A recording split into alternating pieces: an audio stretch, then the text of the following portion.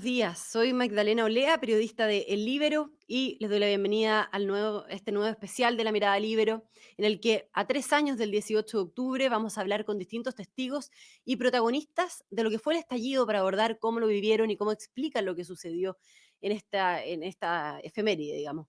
Para este programa vamos a tener tres momentos. Vamos a hablar primero con el arquitecto Iván Poduje, con el exalcalde de Santiago, Felipe Alessandri, quienes nos contarán cómo comenzó todo esto con los estudiantes evadiendo estaciones de metro, con los primeros incidentes de la capital, qué conclusiones se pueden sacar en limpio de esos acontecimientos.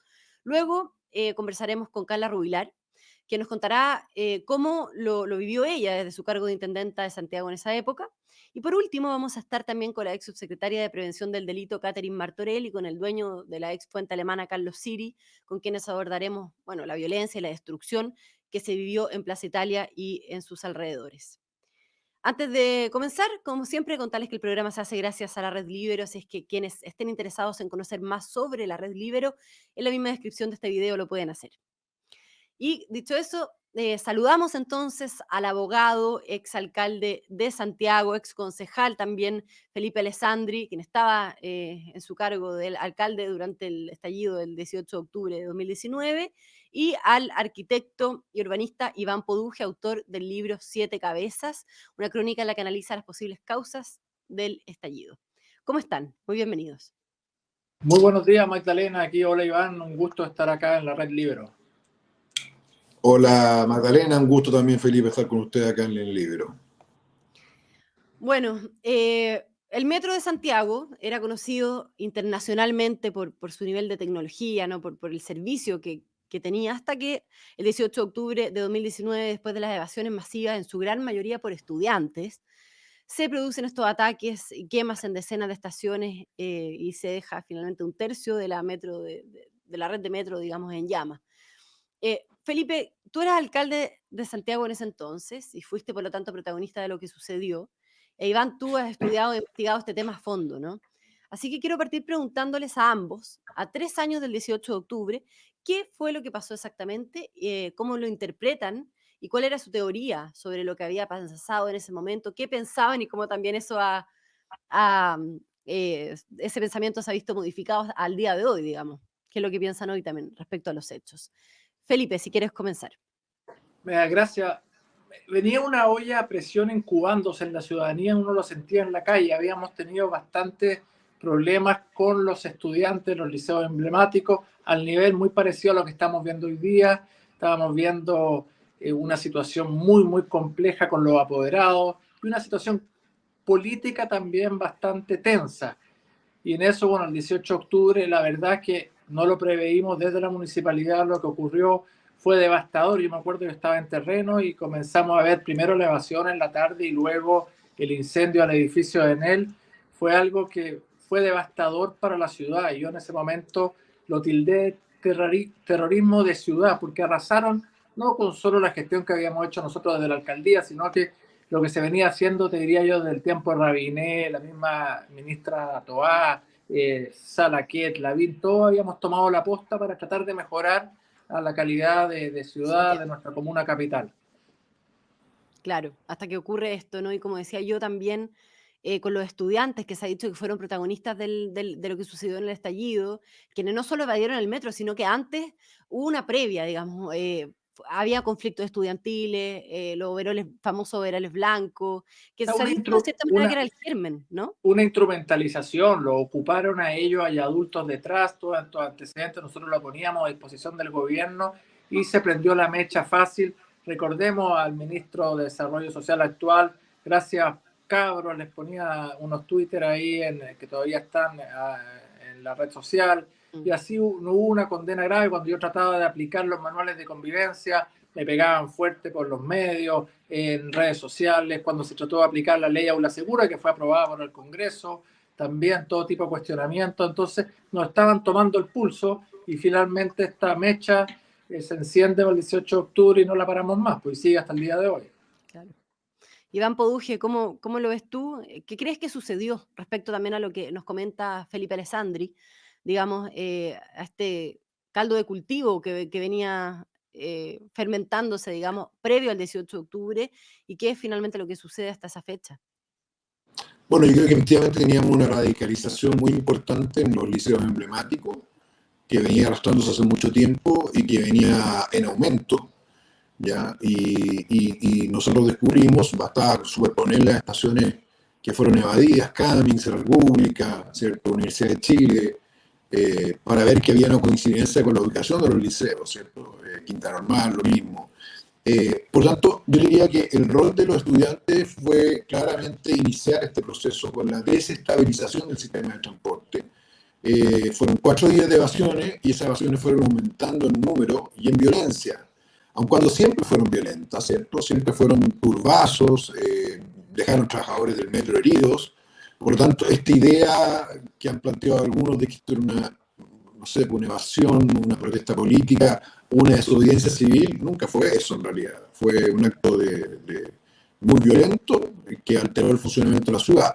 Pero también hay que decir que esta fue, como se dijo, la mecha, y que nosotros teníamos en la periferia de Santiago deudas de muchos años de sectores que tenían altos niveles de violencia crónica, de segregación, también de control de bandas, de barras, que mezclados con el malestar social, ¿cierto? Y activados por estas evasiones, lo que hacen es generar un efecto en cadena que termina primero atacando el metro, el día 18, el día 19 con más fuerza, y luego expandiéndose en más de 200 puntos en Santiago, que terminaron siendo 6.000 en todo el país. Por lo tanto, esto es un proceso de violencia urbana inédito en la historia reciente, similar al que se vivió en Los Ángeles en el año 92, al que se vivió en París en el año 2005-2006, pero en este caso el Estado no pudo controlarlo. Ya. O sea, fue algo organizado. Se los pregunto, Felipe, usted hablaba recién de que también habían una utilización de los estudiantes, digamos, por adultos, Claro. declaraciones que también se han visto hoy por autoridades de gobierno que han hablado de este tema, digamos.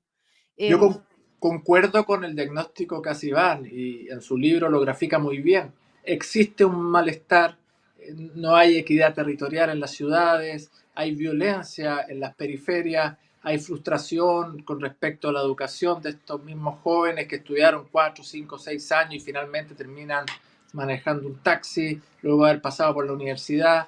Y todo eso finalmente se cataliza a través del estallido, que claramente fue una acción concertada. Imagínate tú que se quemaron 6 estaciones de metro a la vez, le prenden fuego al edificio ahí en Santa Rosa de Enel, y luego vino todo este malestar que se materializa a través de la destrucción que vivimos de la ciudad y que no se logra recuperar hasta el día de hoy. Claro.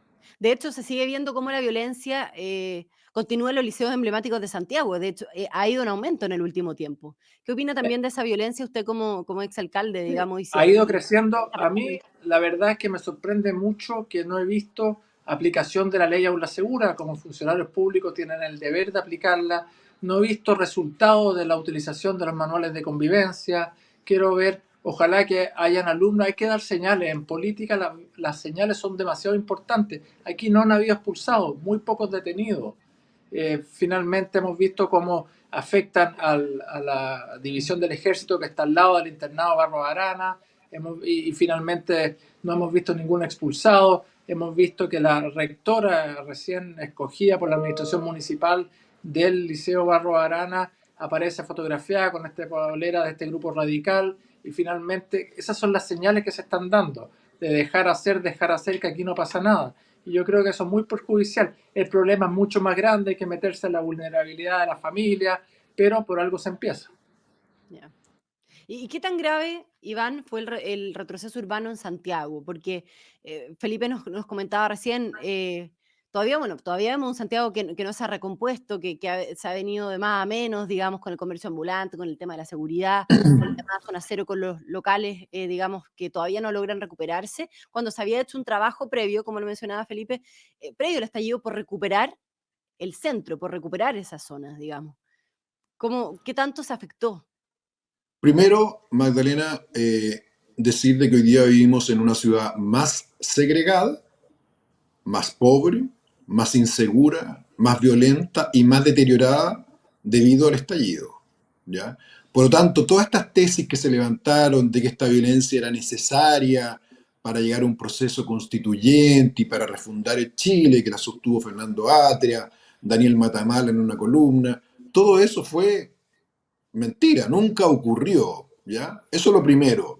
Lo segundo, que es más grave, es que hubo políticos que se aprovecharon de esta violencia, que en algunos casos fue coordinada y en otros casos fue espontánea, personalmente para alcanzar el poder o para escribir la Constitución.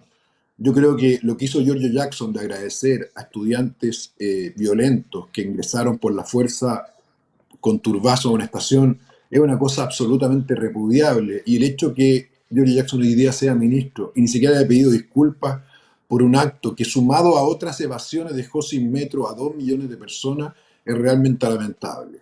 En materia de retrocesos, la Comuna de Santiago, mi estimación es que hay retrocesos de 20 a 30 años en algunos sectores, planes de recuperación que se fueron directamente al tacho, que se destruyeron, el barrio Lastarria, con un retroceso importante, el barrio San Borja, el barrio cultural del Parque Forestal, el microcentro, la Plaza de Armas, la Alameda. Es un daño significativo, pero muy importante, Magdalena, no solo ahí.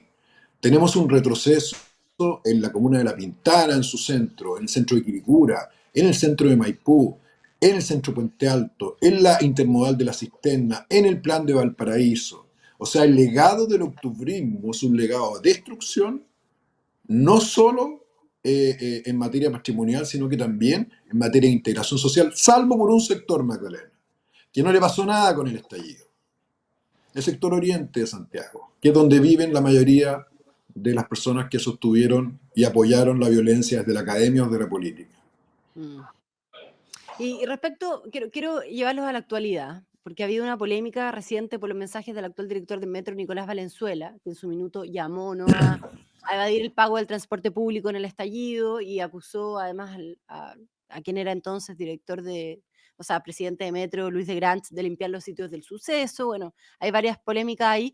De hecho, justamente eso a raíz de una columna que escribió usted, Iván, preguntarles ¿con qué legitimidad, por una parte, cuenta Valenzuela como director de Metro cuando en su momento realizó estos mensajes, digamos, pero qué nos dice eso sobre un punto que usted también mencionaba, Iván, sobre, en el fondo, las actuales autoridades de gobierno, considerando que quienes hoy están en la moneda fueron parte de la oposición durante el 18 de octubre, durante el estallido, y tuvieron, bueno, un lenguaje poco categórico y en otras veces, digamos, de directa alusión a la violencia? Bueno, Felipe decía una cosa que es muy importante: los políticos deben entregar señales a la ciudadanía, señales que vayan orientadas al bien común. Cuando tú nombras a un señor como Nicolás Valenzuela Levy, director del Metro, siendo un tipo que celebró las evasiones masivas, que se sacó fotografías celebrando con un puño en alto lugares vandalizados de Santiago, que acusó de forma irresponsable y sin ninguna prueba a la administración de Metro de haber prácticamente limpiado las pruebas de un supuesto atentado, la verdad es que cuesta entender que un personaje de esa naturaleza sea director de Metro. Cuesta entender que no haya renunciado. Esto no se trata de no hacerse cargo de los hechos que uno pueda o los errores que ya puede haber cometido en el pasado. Pero acá estamos hablando de un pasado reciente, en una acción en concreto como fueron las evasiones y los ataques al Metro, que generaron un costo de casi 300 millones de dólares a los contribuyentes, que afectaron la integración social y la calidad de vida, y eso no se puede ni romantizar ni idealizar. Valenzuela Levy lo que debiera hacer es ser sacado del director de Metro, y la única razón por la cual no es sacado es porque sus amigos que están en el gobierno lo protegen, cosa que es una mala señal. Yo te diría que el gobierno hoy día tiene que gobernar, va a tener que hacerse cargo del monstruo que ayudó a crear. Mi libro se llama Siete Cabezas porque lo que surge ahí se parece mucho a un monstruo, ¿cierto? Bueno, uno de los padres de la criatura fueron estos políticos que usaron la violencia para tratar de votar un gobierno y llegar al poder. Ahora ellos van a tener que domesticar a este monstruo y tienen poco tiempo para hacerlo, porque su responsabilidad es cautelar el orden público. Y para eso es clave que aquellas personas que validaron la violencia, que hicieron apología a la violencia, salgan de la administración, y el presidente tiene que dar una señal sin ninguna confusión en esa materia, de que no solo es condenable, sino que él va a tomar medidas para que no vuelva a ocurrir, y dentro de ellas está no tener en su equipo gente que la validó, como el caso de Valenzuela Levy. Felipe Alessandri. Mira, Magdalena, yo comparto el diagnóstico de Iván. Hay una complicidad ineludible. O sea, Giorgio era diputado por Santiago y no solo eso, primera mayoría. Él era un referente que todos estaban esperando cómo iba a reaccionar. Y sin embargo no condena y apoya a través de las redes sociales la destrucción de la ciudad, de sus propios electores, de sus propios vecinos. A mí me sorprendió como alcalde, fue para mí desgarrador todo el esfuerzo y el cariño y el corazón que le habíamos puesto sin mirar colores políticos, sino que trabajar por la ciudad. Y Santiago era bollante. El metro cuadrado más caro de Latinoamérica, estábamos con el Paseo Bandera, obras de urbanismo táctico, la Plaza de Armas, en Bellas Artes, en Forestal, en San Borja recuperando, quemaron patrimonio como la iglesia de la Veracruz, de la Asunción o la iglesia de Carabineros, destruyeron barrios completos, torpedearon la cotidianidad de mucha gente que vivía históricamente ahí y que no lo condenaran de manera violenta. Tremendo, y hoy día se tienen que hacer cargo de este monstruo que ellos mismos crearon. O sea, ayer me resultó sorprendente que el ministro de Economía, ese mismo ministro que dijo, no, yo a la plaza, al Forestal y a Bellas Artes los días viernes con mi familia no voy jamás por la inseguridad, va donde el general director de Carabineros y no le pide disculpas. Cree que con ese gesto basta. Y su tuit no es de hace 4 años atrás, es del año pasado nomás. Entonces, cuesta, o sea, ¿quién les cree hoy día que están en el gobierno que sus declaraciones son sinceras? O la ministra Vallejo que decía, no, es que esto depende del contexto. ¿Cómo va a depender del contexto el delito? No depende del contexto. Tratan de empatar, de romantizar, y eso claramente se demuestra en la CADEM del día domingo, el día lunes, claro, que claramente la baja el gobierno hacia pero de todas maneras ha habido un intento desde el gobierno por buscar liderar una agenda de orden y seguridad, digamos, y cambiar el tono, y de hecho la misma alcaldesa actual, Iracy Hasler, este fin de semana en una entrevista hizo un llamado a manifestarse y a conmemorar de manera pacífica, en contraste con declaraciones en el pasado, digamos. ¿Cómo lo ve usted también como exalcalde, Felipe? O sea, la manifestación, ¿qué otra cosa le cabe? Si los tweets están grabados ahí. Yo creo que hay que condenar la violencia siempre, no ahora porque les conviene. Otra cosa es con guitarra, esa frase ya parece trillada. Santiago está en la UTI, tenemos que recuperar Santiago y como bien decía Iván, esto se va a demorar 20 o 30 años. O sea, la próxima administración no va a poder, aquí se van a demorar por lo menos 20 o 30 años y ahí el llamado que quería estar haciendo la Municipalidad de Santiago es un pacto social para reconstruir Santiago. Tú vas a entrevistar a Carlos Siri, pregúntale a él cómo al comercio, al Crown Plaza, a los músicos de ahí de San Borja, cómo los recuperamos, los restaurantes de San Borja, pero sobre todo la cotidianidad de los que viven en el sector que se ha visto muy afectada. Y no solo en el kilómetro cero, vámonos a Santa Elena, a Yungay, vámonos ahí al barrio del Presidente, donde el día claro están matando gente. Y esto lo podemos extrapolar a todo el país, a Maipú, por supuesto Estación Central, donde vemos crímenes de sangre todos los días. Claro. Felipe, Iván, nos tenemos que ir despidiendo, pero les dejo planteada la última pregunta para que hagan la última acotación respecto a las consecuencias también, de cuáles creen que fueron las consecuencias de no haber condenado la violencia que se produjo después del 18 de octubre, por todo lo que estamos conversando, digamos, por este tipo de declaraciones, y si creen que hoy día, luego del el plebiscito, con el triunfo del rechazo, finalmente, con ese lenguaje y ese tono octubrista, ha llegado a su fin, si estamos en una nueva etapa, ¿qué esperan también de este nuevo aniversario del 18 de octubre? Iván.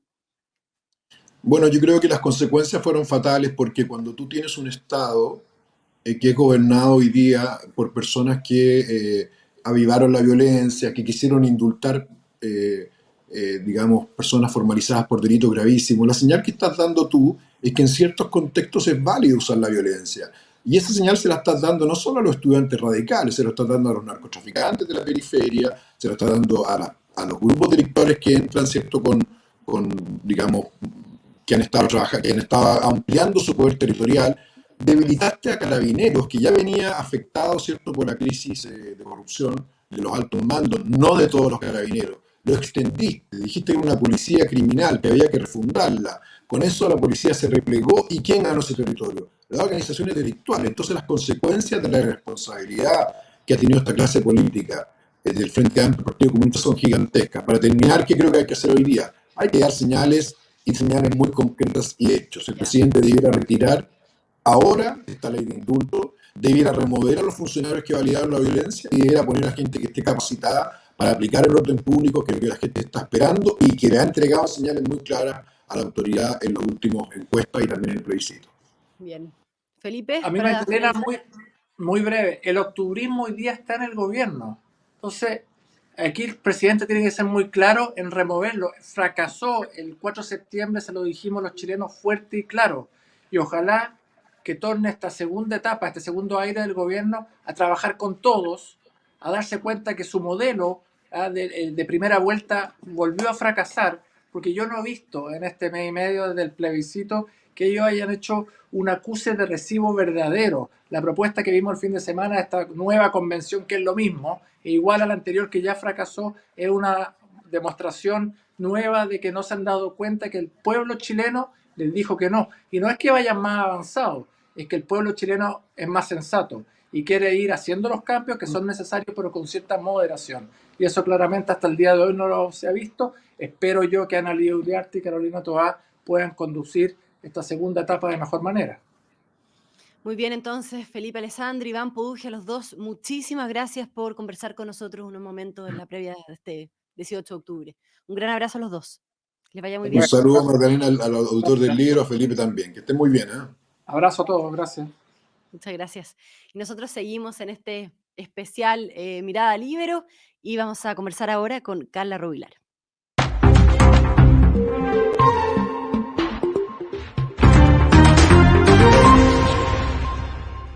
Bueno, y seguimos en este especial de La Mirada Libero, la previa del 18 de octubre.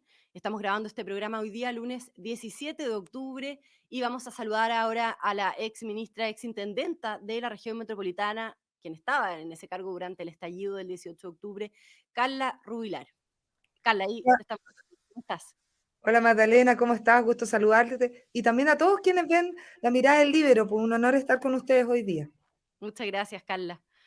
Bueno, preguntarle cómo vivió usted el 18 de octubre hace 3 años atrás, digamos, cuando usted era intendenta de la región metropolitana. ¿Qué fue para usted estar en su cargo en esos momentos? Y tengo entendido que usted se encontraba justamente en La Moneda, ¿no? A ver, efectivamente, el 18 de octubre debe ser de las fechas más difíciles que me ha tocado enfrentar en política. Una fecha de una violencia inusitada, de una violencia que uno probablemente nunca en su vida esperó vivir. Nosotros ya habíamos tenido hechos de violencia importantes que se venían desarrollando ya más asociados a lo que se denominaba el movimiento estudiantil, durante varios meses, hechos que se han ido repitiendo en menor medida durante estos meses que hemos visto hace poquito, pero nosotros tuvimos muchos eventos de ese tipo asociados a corte de calle, a uso efectivamente de bombas Molotov en las pausas en los diferentes colegios organizados, cómo olvidar los hechos de violencia asociados a los liceos emblemáticos, etcétera, y posteriormente a lo que se denominó la alza de los 30 pesos del metro y del transporte público a inicios del mes de octubre. Se intensificaron muchísimo las manifestaciones, pero también asociados a hechos de violencia, no manifestaciones pacíficas nomás, que si ustedes bien recuerdan, estaba muy asociado a lo que eran las evasiones, ¿no? Tan de moda hoy en día por el tuit de un director del metro, ¿no? Que consideraba correcto y como lucha social el evadir y el no pagar en el transporte público, en particular en el metro. Y en ese sentido, nosotros teníamos un contexto asociado a la movilización, pero una movilización que lamentablemente tenía componentes muy relevantes de violencia, en un contexto donde muchos la valoraban y la validaban. En ese contexto, como yo decía anteriormente, nos toca vivir el 17 de octubre, ese día que estamos hoy día rememorando, 17, un hecho que llamó muchísimo la atención, la destrucción de los torniquetes del metro en una estación por quien fuera sindicado después como un profesor, ¿no es cierto?, en los hechos que se investigaron, que era algo de altísimo impacto para nuestro país. Ver destruyendo el metro un 17 de octubre era un hecho que la verdad es que yo no recordaba como posible. Bueno, el 18 de octubre, Magdalena, terminamos viendo 25 estaciones del metro destruidas, una enorme cantidad de locales saqueados, una enorme cantidad de daños que después se mantuvieron durante el tiempo. Y fue un día que probablemente va a quedar en la historia de este país como la cara más amarga y más triste de lo que fue denominada como la crisis de octubre del 2019. La verdad es que un día donde no hay nada que celebrar, donde sin duda hay que recordar para no volver a tener un día así, pero la verdad es que de los días más duros, más difíciles y donde probablemente no tuvimos nada bueno que sacar, lamentablemente, de esos hechos. Carla, ¿y cómo era el ambiente? ¿Cómo se vivía desde La Moneda, digamos? ¿Qué decía el presidente Piñera? ¿Dónde te encontrabas tú? Cuéntanos un poco sobre el contexto bueno, de cuando sucede esto que tú nos relatas, ¿no? Que además se ha dicho que se marca un punto de inflexión con la quema de la Torre Enel, ¿no? Sin duda alguna, yo ese día partí muy temprano, en la mañana, en Carabineros de Chile, estábamos monitoreando el 18 de octubre porque se había roto una matriz de agua en la Alameda, entonces además teníamos unos problemas importantes del flujo de tránsito, entonces estábamos partiendo muy temprano y ya sabíamos que íbamos a tener desórdenes porque habían anuncios, ¿no es cierto?, en redes sociales y llamados a protestas y manifestaciones. Partimos muy temprano, como digo, y ya teníamos algunos desórdenes cerca del mediodía.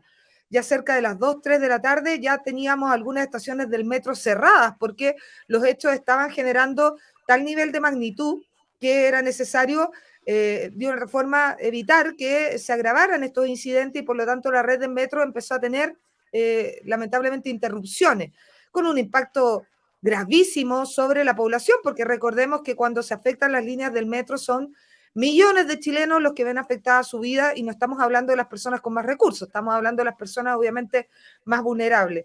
Durante el día fueron acrecentándose estas manifestaciones y estos hechos de violencia que obligaron, ya me acuerdo, cerca de las 7 de la tarde a cerrar todas las estaciones del metro con unos éxodos masivos de personas caminando que no tenían cómo llegar a sus hogares, con un adelanto de la hora punta del día viernes que era de altísimo impacto social. Tuvimos que pedirle ayuda a los alcaldes, Magdalena, que pusieran buses. Ellos, me acuerdo del alcalde de Las Condes, el alcalde de Estación Central, el alcalde de Santiago, quienes ayudaron a poner buses para poder hacer llegar a la ciudadanía obviamente sus casas, pero la verdad es que no pudimos dar abasto y lo cual generó un impacto muy, muy grande en ese día, viendo eran masas gigantescas de personas caminando por las calles que no tenían cómo volver a sus Claro. hogares. Y Carla, ya y después, cerca hoy, ¿cómo? ¿tú te vas a La Moneda en qué minuto?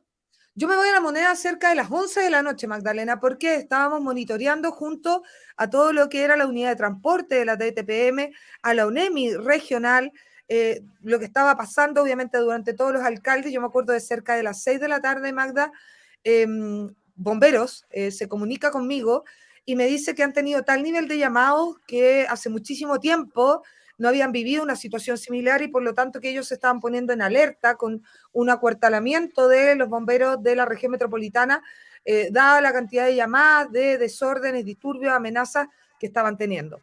Me acuerdo perfecto porque cerca de las 6 de la tarde me toca tomar la decisión de suspender los eventos del fin de semana. Acuérdate que la Intendencia Metropolitana le tocaba tomar la decisión de qué eventos se realizaban y no, y nosotros ya habíamos realizado obviamente la aceptación de muchos de ellos. Me acuerdo de el desfile y el evento de las 40 horas, me acuerdo del partido de la Católica Colo-Colo que se jugaba el día domingo porque era la final, me acuerdo de varios eventos masivos que me tocó suspender ya cerca de las 6, 6 y media de la tarde porque tenía claro de que lo que estaba viviendo no iba a ser algo que se iba a vivir solo ese día viernes 18 de octubre, sino que probablemente iba a tener un impacto mayor. Y Y cuando ya ahí, ¿qué es lo que pensaban en ese momento? ¿Cuál era la tesis que se manejaba? Tu tesis, Carla Rubilar, y también desde La Moneda, digamos, el presidente Piñera, ¿cuál era la sensación? ¿Qué es lo que pensaba que estaba pasando con todo esto? Bueno, la sensación que teníamos es que íbamos a tener una manifestación muy violenta, mayor a las que habíamos vivido en días anteriores, que como yo te contaba ya habían existido, que estábamos hablando obviamente de un impacto importantísimo en la región y ya son no solamente asociadas a las estaciones de metro, pero jamás, Magdalena, y hay que reconocer, pensamos que íbamos a vivir lo que finalmente fue el 18 de octubre con estaciones de metro quemadas de forma simultánea y desastres y desmanes en todos los lugares. O sea, nosotros sabíamos que íbamos a tener manifestaciones violentas, pensábamos que iba a ser similar a los 11 de septiembre más duros o los días del joven, entre comillas, combatiente, pero no algo como lo que terminamos viviendo. Pero cuando tú, y muy bien lo dices, nos toca vivir esta imagen, ¿no es cierto?, dantesca de la quema de la Torre Enel, la verdad es que ahí nosotros dijimos estamos viviendo algo que no hemos vivido, una violencia inusitada que no nos había tocado, y es ahí donde realmente empezamos a tomarle el peso a lo que íbamos a terminar viviendo lamentablemente en la región metropolitana y después en el resto de Chile en los días siguientes, que fue esta ola de violencia inusitada para la cual Carabineros de Chile sin duda alguna no estaba preparado para enfrentar, y la verdad es que después nos empezaron a llegar todos los informes de todo tipo de bomberos, de la ONEMI, de los alcaldes, etcétera, contándonos los niveles de destrozos de la región metropolitana que eran, la verdad, impactantes. Ahí yo cruzo con mi dossier de información de la destrucción de la región metropolitana a La Moneda cerca de las 11:30 de la noche. Ya. Y Carla, y a 3 años de la fecha, ¿cuál es la tesis que manejas ahora? ¿Qué crees que sucedió en el fondo en el país que nos llevó y derivó en este estallido? ¿Crees que hubo planificación, organización? ¿Qué hubo detrás? ¿Y cómo ha cambiado también tu percepción respecto a lo que sucedió cuando fue ese 18 de octubre de 2019 versus hoy, 3 años después? Digamos, y te lo pregunto también porque el fin de semana, en lo que fue su primera entrevista, ¿no? El ex jefe del segundo piso, Cristian Larroulet, decía que sin duda en este 18 de octubre se había intentado hacer caer al presidente Piñera. Entonces, preguntarte, en el fondo, ¿cómo lo ves también tú, Carla? Si hay fines políticos, ¿qué es lo que crees que sucedió realmente?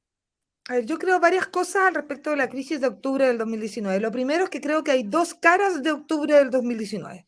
Y esto es súper importante decirle. La primera cara es la cara de la violencia. La cara reflejada en el 18 de octubre, donde no hay nada que celebrar, donde no hay nada que rescatar, donde efectivamente algunos creyeron que la violencia es un camino legítimo para lograr justicia y equidad social. Y eso hay que decirlo con todas sus letras. La violencia nunca, nunca, ni en el pasado ni en el futuro, va a ser un camino legítimo para lograr reivindicación y legítimas demandas sociales. Y algunos creyeron eso, algunos romantizaron la violencia, algunos hasta el día de hoy creen que ese es un camino justo, y yo creo que el 18 de octubre nos refleja lo que no debe pasar. Otra cosa es que efectivamente en este debate, en esta conversación, puede haber descontento, malestar social que se alza con voces en el 25 de octubre, la segunda cara de octubre del 2019, un 25 de octubre con más de 2 millones de personas manifestándose y marchando a lo largo de Chile, 1.200.000 en la región metropolitana, el resto en las diferentes regiones de nuestro país, que sin color político, de forma transversal, dijeron hay cambios que hay que hacer en este país. Y esas dos caras que se han manifestado en un octubre del 2019, en estos 3 años, Magdalena, la segunda cara, la del 25 de octubre, es la que la mayoría ciudadana cree que es el camino a seguir. Y yo creo que esto es súper relevante. Veíamos en una encuesta el fin de semana, Magdalena, que hablaban de que la gran mayoría cree que la violencia no es el camino, la gran mayoría cree que Carabineros utilizó fuerza proporcional a la violencia que se vivió en el marco del 18 de octubre, y esto es súper relevante porque hace 3 años atrás probablemente esa mirada no estaba. Y yo creo, Magdalena, ¿Pero crees que hubo planificación o que hubo fines políticos por detrás en relación yo a creo lo que que hubo decía gente que ocupó efectivamente lo que vivimos el 18 de octubre para tratar de desestabilizar la democracia. Nadie en este país debería querer que un gobierno no termine su mandato. Nadie que se llame demócrata debería querer que un presidente no termine, excepto el día 11 de marzo que entregue la banda a otro presidente o presidenta electo democráticamente. Hubo personas que querían que el presidente no terminara su mandato, no tengo duda alguna, pero tuvimos la capacidad, partiendo por el presidente Piñera, partiendo por la política, de poder llegar a un gran acuerdo que nos permitió ocupar la vía institucional y la democracia para resolver los problemas de la democracia. Porque no son las Fuerzas Armadas las que tienen que resolver los problemas políticos, son las Fuerzas Armadas las que nos tienen que ayudar a mantener la democracia, que duda cabe. Pero yo creo que tuvimos la capacidad entre todos de poder tomar un camino institucional. Yo creo que hay que reconocer, y esto es súper importante, que hay algunos que creen que la violencia es el camino, hasta el día de hoy, y que la reivindican y la validan y la romantizan. Lo bueno, Magdalena, es que 3 años después, esa aprobación a ese camino ha bajado sustancialmente y la ciudadanía hoy día rechaza esa posibilidad de que la violencia sea un camino de justicia social. Claro. Y eso a mí me alegra, me llena el corazón, porque fue muy difícil en esos momentos enfrentar a quienes creían, y lo hemos visto en tweets, y lo hemos visto en arqueología tuitera, que muchos de los que hoy gobiernan creían efectivamente que la violencia sí era un camino. Claro, y ese discurso ha ido cambiando, ¿no? Y también Sí. en respecto a la opinión pública. Carla Rubilar, nos tenemos que ir despidiendo. Te hago la última pregunta. Si tú miras hacia atrás, digamos, 3 años después, si crees que se cometieron errores en la conducción de la crisis respecto a los temas de orden público, cuál fue el aprendizaje, en tu experiencia, digamos, como intendenta de la región metropolitana, donde justamente se produjeron muchos incidentes con violencia, con barricadas, con bombas molotov, y como, bueno, muy bien tú lo has descrito también en esta conversación, ¿no? Sí, Magdalena, la verdad es que sin duda alguna podríamos siempre hacer las cosas mejor.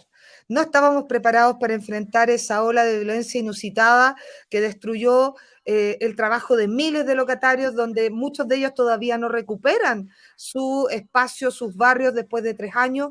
Sin duda alguna tuvimos carabineros lesionados, civiles lesionados, que hablan de que las cosas debían haberse hecho mejor, pero nadie estaba preparado para enfrentar lo que vivimos en el 18 de octubre, y creo además, en esa otra cara también del 25 de octubre de la Gran Marcha, todavía seguimos pendientes los desafíos de llegar a un gran acuerdo que mejore la cohesión social, que permita disminuir las desigualdades y que saque adelante los anhelos de demandas sociales que este país requiere y esos cambios que todavía requiere. Entonces, esas dos caras de octubre, Magdalena, son dos caras que tenemos que haber aprendido después de 3 años, porque de lo contrario vamos a volver a vivir esa cara tremenda de octubre, la más mala, la que vivimos ese 18. Por lo tanto, y con esto termino, Magdalena, de ese aprendizaje en los 3 años, el oficialismo, el que hoy gobierna, debe dar sus votos para, sin complejos, avanzar en una agenda de seguridad y contra la violencia que todavía está al debe. Y nosotros, de los de la oposición, para hacer los cambios sociales que este país amerita. Son ambos roles los que tienen que llegar a hacer cambios relevantes y mostrar con convicción que hemos aprendido la lección, sobre todo, no del 18, donde la violencia nada generó, sino del 25 de octubre, que quienes marcharon anhelan tener un país con más justicia social. Muy bien, muchísimas gracias, Carla Rubilar, un gran abrazo. Gracias por conectarte unos minutos con nosotros en este especial Mirada Libero. Muchas gracias a ti y un abrazo y mucho éxito con este proyecto tan exitoso que están teniendo ustedes desde el Libero. Muchas gracias, Carla. Un gran abrazo. Y continuamos nosotros en este especial Mirada Libero, en el que ahora vamos a conversar con Catherine Martorell y Carlos Siri.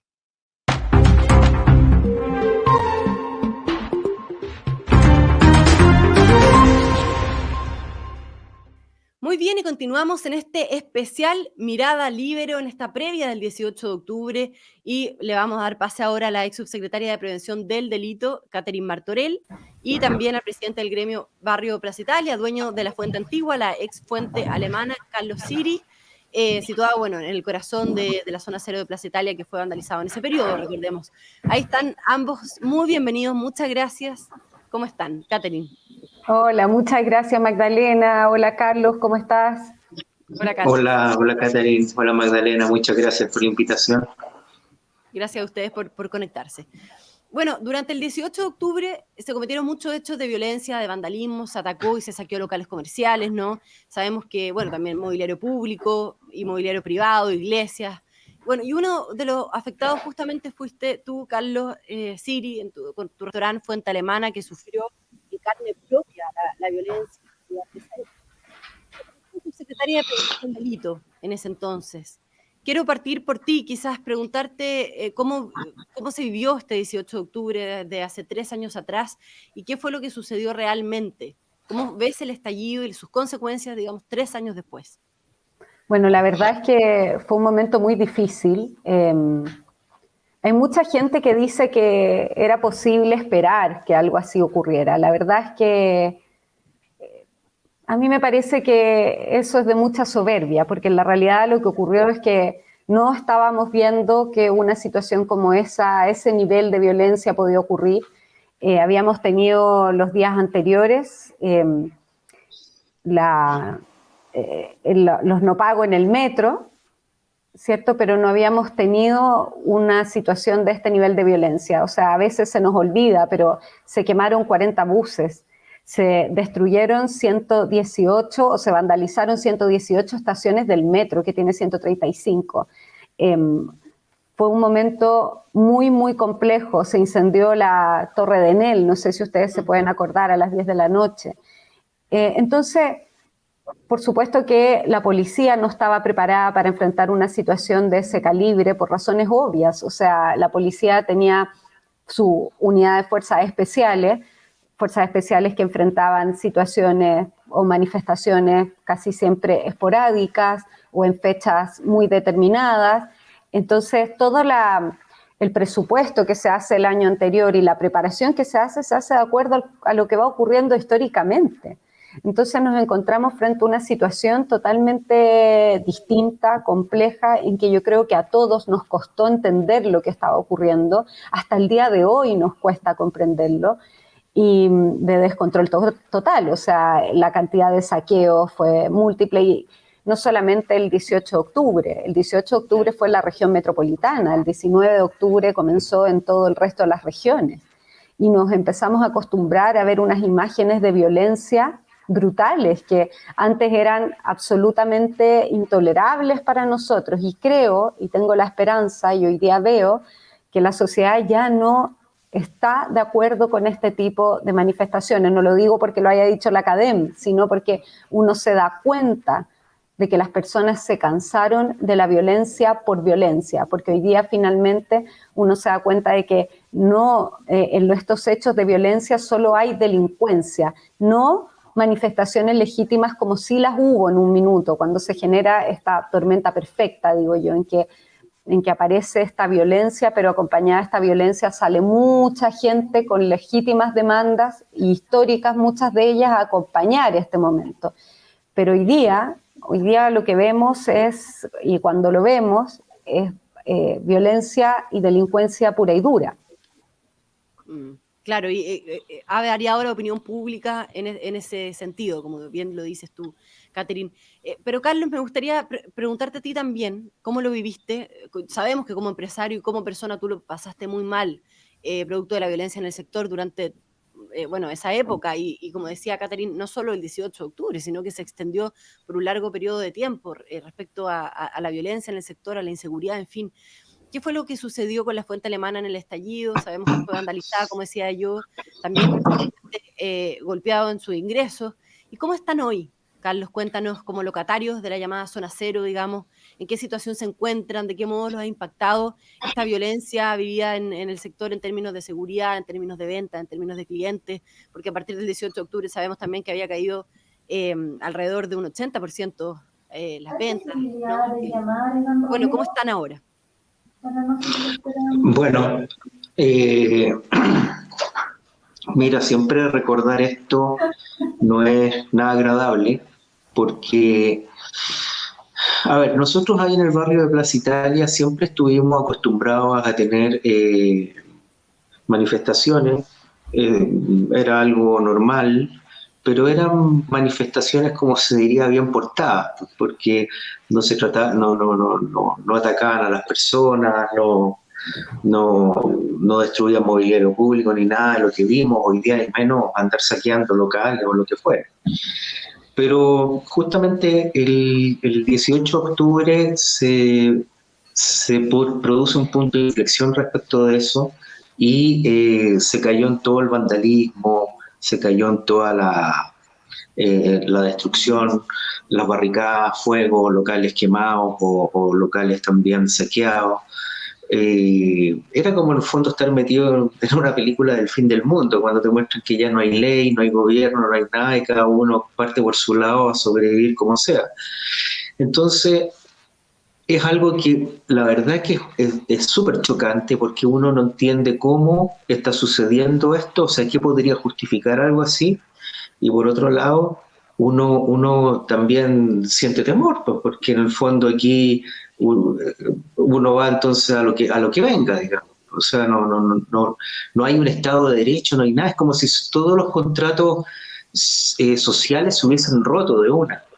Entonces, la verdad es que uno no sabe cómo enfrentar esto, y en definitiva tú te preparas para lo peor nomás. Eso es lo que va pasando. otros no sé, saldrán, otros se esconden, salen, arrancando. Pasan distintas cosas, hay distintas formas de enfrentar algo así cuando uno se ve puesto en un escenario que es totalmente como si fuera ciencia ficción para definirlo de esa forma. Bueno, y ahí, perdón, dime. Claro, no, hoy 3 años después, digamos, ¿cómo estás tú? ¿Cómo estás tú? ¿Cómo está el sector? ¿Cómo está el restaurante? ¿Cómo se encuentran, digamos? Mira, la antigua fuente hoy día por lo menos ha ido tratando de trabajar, hemos ido tratando de levantar las ventas, pero ha sido muy complicado y muy difícil, porque la zona siempre ha estado de alguna forma u otra investida por algún grado de violencia, basta que haya una manifestación para que la gente se arranque, aunque no pase nada en esa manifestación, ya es una zona que está percibida como peligrosa en el fondo, si es que hay algún grado de manifestación. Entonces, obviamente que eso en términos de ventas te produce un daño. O sea, nosotros no hemos podido repuntar nuestra actividad respecto de lo que vendíamos antes del estallido. Para hablarlo en porcentajes, en el fondo nosotros estamos pegados en un 50 o un 60% máximo de lo que llegábamos a vender. Y por lo tanto eso siempre ha implicado que en general se traduce en pérdidas más que estar de repente como en línea de flotación, por decirlo de alguna forma. Yeah. Entonces, eso no solamente a mí, sino que a todos los locatarios de la zona. Y como te digo, ha sido re complicado porque también me imagino que nosotros no solamente hay que hablar aquí de lo que trabajamos en la zona, sino que también de nuestros vecinos que son los mismos residentes. Para los residentes esta cuestión ha sido un martirio. Para ellos yo creo que si bien todos hemos estado expuestos a esta presión ya por 3 años, para ellos ha sido quizás más difícil, porque ellos es una presión constante en donde no solamente sienten quizás miedo, estar tenso todo el tiempo en la zona por alguna cosa u otra, también han perdido en el fondo el valor de sus patrimonios, que son sus propiedades, gente de clase media. Entonces es re complicado porque en el fondo uno está metido en un tema donde tienes daños patrimoniales inimaginables para ti, y que te están golpeando al final el día a día porque no te alcanza la plata para esto, para lo otro, hay que pagar cuentas, etcétera. Y eso es tanto para los residentes como para los locatarios. Es para todos por igual aquí. Ahí sí que hay justicia social, pues. La embarrada repartida en partes iguales.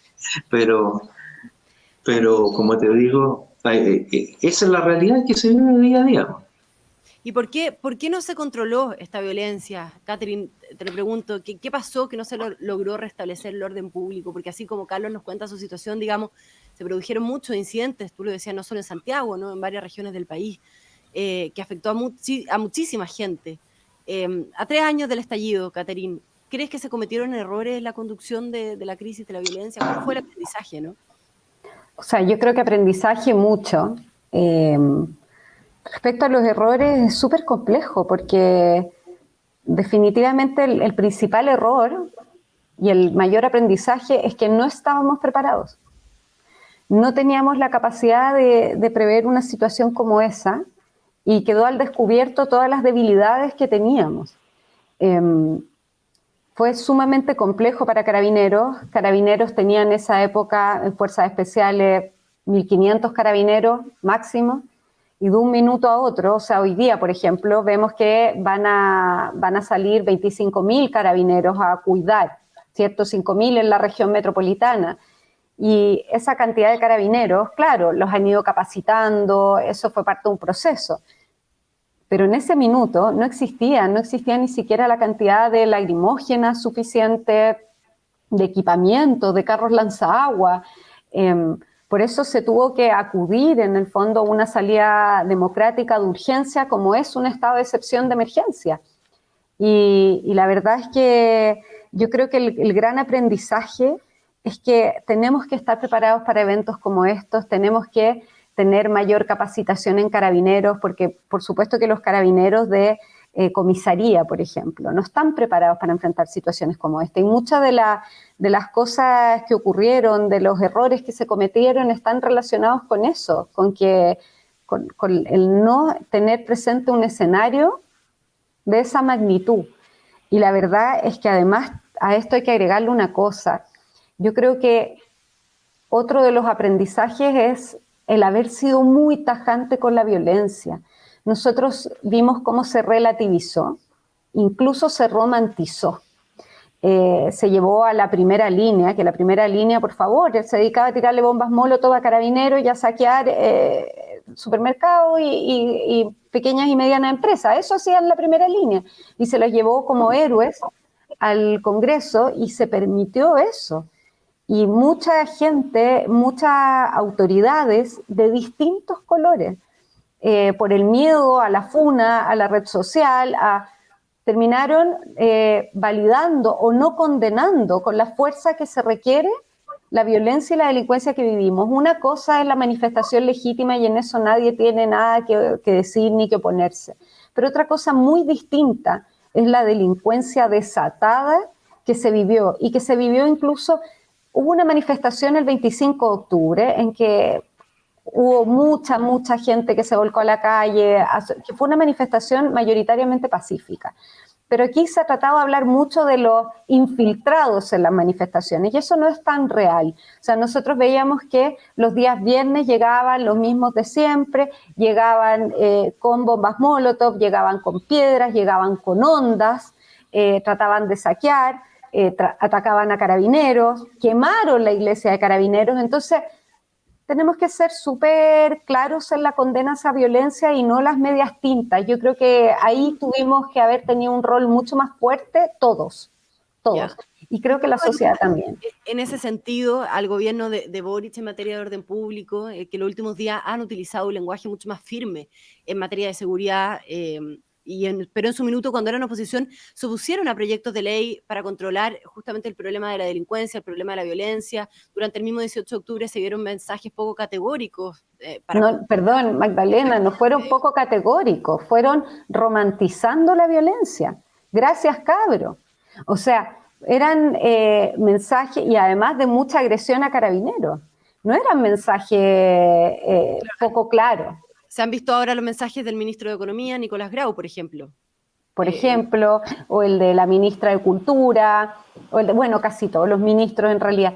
Yo creo que aquí lo importante es que para que, no sé si el fin de semana pudieron leer la columna de Carlos Peña, pero me parece que él acierta mucho cuando dice que finalmente es mejor pedir perdón para tener credibilidad en el futuro que cambiar el discurso y decirlo con mucha fuerza, porque finalmente nada te garantiza que esa persona no va a volver a cambiar el discurso. Y el decir vamos a perseguir como perros a los delincuentes, sí, suena bastante fuerte, pero muy fuerte sonaban también los tuits y los mensajes que se daban para el 18 de octubre o en esa época. Entonces a mí me parece que sería bueno de parte del gobierno el pedir perdón y decir, nos equivocamos y cambié de opinión y hoy día que estoy en una situación de poder y un cargo que requiere el llevar la seguridad pública como base de la democracia a las personas, bueno, en definitiva cometí un gran error y estaba equivocado y hoy día considero que el actuar de la policía es fundamental. Ya. Carlos, ¿tú cómo lo ves en ese sentido el mensaje del gobierno por un lado? Y preguntarte también en relación a lo que decía Catherine al comienzo, o sea, a 3 años, digamos, desde que todo esto sucedió, con un proceso constituyente que terminó en rechazo. Si piensas que el octubrismo ya se acabó, que la violencia está más controlada, que el mensaje o la opinión de la gente sobre la violencia ha cambiado, digamos, que la gente ha vuelto a un cierto sentido común, o no, o que todavía estamos lejos de eso todavía, digamos. Mira, la realidad siempre se impone, por la buena o por la mala, digamos, porque la realidad es al final lo que tenemos en términos concretos. Y la gente, yo creo, obviamente, bueno, es un mensaje bien claro lo que pasó el 4 de septiembre, o sea, la gente rechazó, y ese sentido perdón, ese 62% está compuesto de muchas razones por qué rechazar. Y quizá una de las principales componentes es rechazar la violencia. La violencia que se trató de justificar respecto de todo lo que sucedía en nuestro país en términos políticos y prácticos, porque al final del día, ¿qué consiguió la gente con esto? Lo único que se consiguió es estar peor, en todos los sentidos. Hay que recordar que la gente en esa época siempre habló de los problemas de las pensiones, la salud, la educación. Todavía no se tocaba mucho el tema económico porque todavía la economía seguía con una inercia, la vivienda, y como en séptimo lugar estaba el famoso tema de la Constitución. No era una prioridad para los chilenos y en esa época y hoy día creo que tampoco lo es. Pero en el fondo el tema del octubrismo se va a mantener vivo mientras la clase política, y digo desde la extrema izquierda hasta el otro lado, en la derecha también, hasta el fondo de la derecha, no esté clara y sea un círculo cerrado respecto de no más violencia. Porque, mira, aquí la gran falla que tiene nuestro sistema no es ni la Constitución, no es nuestro sistema político, no es nada de eso. Todo está fallando acá y los tres poderes fundamentales, que es el poder legislativo, el judicial y el poder administrativo, que es el gobierno, mira, tienen todas las herramientas para que esto no suceda. Por lo tanto, son las personas las que están no manejando bien este vehículo en el cual vamos todos arriba. Los que están en la cabina piloteando, en el fondo, son los que no lo están haciendo bien, porque las herramientas están. Y esto habla mucho de, primero, que las personas al parecer no entienden que los cargos tienen cierto grado también de responsabilidades, con lo bueno y con lo malo. Uno cuando está en un cargo tiene que, no sé, pues si yo soy gerente de mi empresa, yo tengo que ser parte de las utilidades y la felicidad de que la empresa sea próspera, y cuando la empresa está mal, también tengo que hacerme responsable de las pérdidas y de los daños que se están causando, y tengo que revertirlos a toda costa. Entonces, yo veo eso, yo siento eso, perdonando, Catherine, porque nosotros hemos estado en otras reuniones, pero yo pienso que el gobierno de Sebastián Piñera solamente implementó al final estrategias que fueran para poder ir pasando esto, porque así también algo se hacía, pero nunca se fue firme, nunca estuvo el apoyo político, incluso de la misma derecha, un apoyo cerrado, no estuvo también la centroizquierda también en un tema cerrado respecto de la violencia. Y bueno, ¿para qué vamos a hablar de la extrema izquierda? O sea, ahí no hay nada que decir, porque para ellos esto es su herramienta. Eso es lo que yo veo. Entonces, el tema del octubrismo, yo creo que, mira, el 4 de septiembre se produjo un punto de inflexión que no se esperó y fue fuerte, ¿Ya? pero, y también seguramente hay que ver qué va a pasar estos días, mañana específicamente, con todo este tema de la violencia, pero esto no se ha acabado. Esto no se ha acabado porque Chile no es, ¿cómo decirlo? No es Santiago. Chile justamente, y si vamos a la macrozona sur, ahí estamos hablando de muertes constantemente por temas de terrorismo. Estamos hablando en un norte totalmente descontrolado con la migración, o sea, aquí entra cualquier persona. Entonces, ¿sabes qué? Yo siento que justamente las personas que están ocupando los cargos no son las que corresponden. Perdón, que me parece un mensaje. Y el octubrismo yo creo que está todavía, y ahora, nada, debe estar en su plan B. Ahora, ¿cuál es el plan B? Es justamente echar abajo las instituciones, quizás anda a saber, porque está pasando ahora con los temas en el ministerio en los distintos ministerios, por ejemplo, en el ministerio donde está todo el tema de de la fuerza pública, con el tema no solamente de carabineros, que lo han echado abajo y lo han tratado de desprestigiar como sea, también cambiar un poco el tema de lo que tiene que ver con las Fuerzas Armadas, el Ministerio de Educación. Que yo sepa, la educación no se ha mejorado y se sigue llenando de ideología seguramente, y suma y sigue. Entonces aquí hay un tema que sigue caminando y que no sé si nos hemos dado cuenta o no. Eso. Muy bien, nos tenemos que despedir por tiempo, pero tú dices, Carlos, muy claramente el octubrismo no se ha terminado, ¿no? Que es un proceso que sigue. Catherine, no sé si quiere agregar brevemente algo para despedirnos. Sí, yo creo que Carlos le dio al punto con el tema del aprendizaje. Finalmente fue ese. Yo creo que nos faltó fuerza, pero también faltó una fuerza que viniera de toda la sociedad en su conjunto. Todos tenían miedo de manifestar su opinión, de decir las cosas con dureza. Yo sé y lo vi, finalmente quienes estaban ahí sufriendo, como Carlos, eran llaneros solitarios.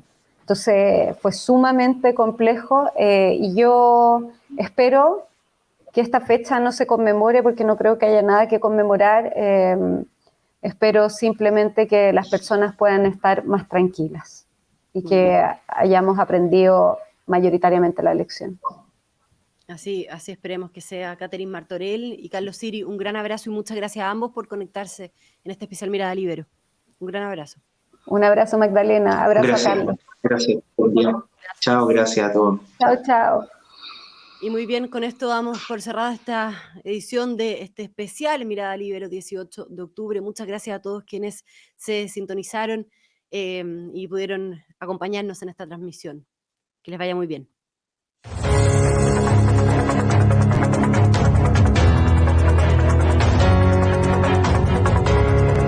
El Libero, la realidad como no la habías visto. Haz que estos contenidos lleguen más lejos haciéndote miembro de la Red Libero.